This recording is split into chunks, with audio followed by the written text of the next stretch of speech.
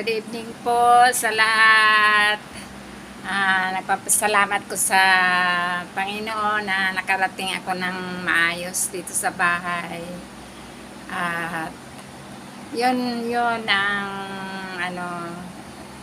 magandang balita na nakarating po ako ng maayos, ligtas po sa lahat ng uri ng mga kapamakan. At yung hindi ko lang makalimutan yung service na sinakyan namin kanina. Nakikiusap ako na ihatid ako sa bahay, magdagdag ako ng 50. Ngayon ang nangyari, pinababa nila ako doon sa taas. Hindi daw makapasok yung sasakyan nila kasi masikip daw yung kalsada, yung daanan ng mga sasakyan.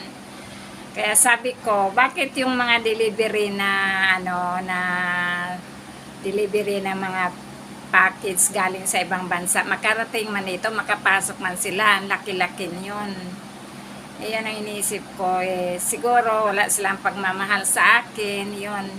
Pinababa na nila ako doon kasi nagmamadali daw sila. Nakikiusap ako, magdagdag pa sana ako ng 50. Hindi nila iniisip na ako 68 years old na.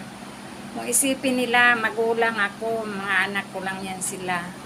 Hindi sila naawa sa akin, pero ako naintindihan ko po kasi daw masikip daw yung daanan dito sa kalsada sa Matalbis papunta dito sa Pistre.